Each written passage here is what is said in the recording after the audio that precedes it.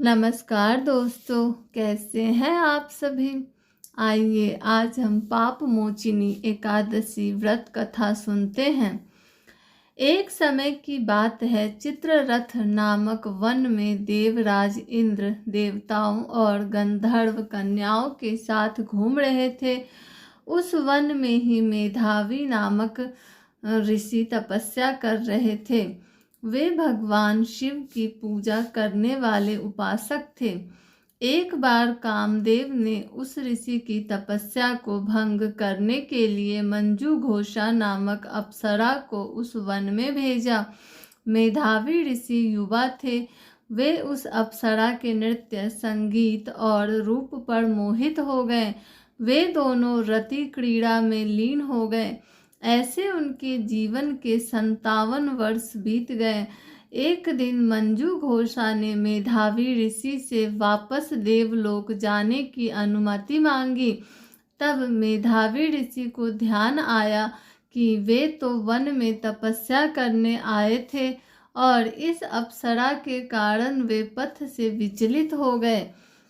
मेधावी ऋषि ने क्रोध में अप्सरा मंजू घोषा को पिशाचिनी होने का श्राप दे दिया।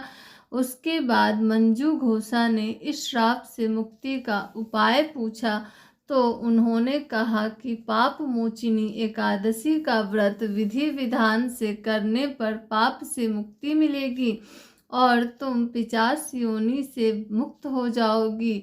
इतना कहकर मेधावी ऋषि अपने पिता के आश्रम में चले गए। जब पिता को इस बात की जानकारी हुई तो वे क्रोधित हुए और उन्होंने मेधावी ऋषि को भी पाप मोचिनी एकादशी व्रत रखने का आदेश दिया। जब चैत्र कृष्ण एकादशी तिथि आई तो मंजू घोषा ने विधि विधान से पाप मोचिनी एकादशी व्रत रखा और भगवान विष्णु की पूजा की। इस व्रत के प्रभाव से मंजू घोषा पिशाच योनि से मुक्त हो गई और फिर से वह स्वर्गलोक को चली गई। मेधावी ऋषि ने भी व्रत रखा और अपने पापों से मुक्त हो गए। इस प्रकार से जो भी व्यक्ति पाप मोचिनी एकादशी व्रत रखता है उसके सारे पाप धुल जाते हैं और वह पाप मुक्त हो जाता है। Thanks for watching. Like, share and subscribe.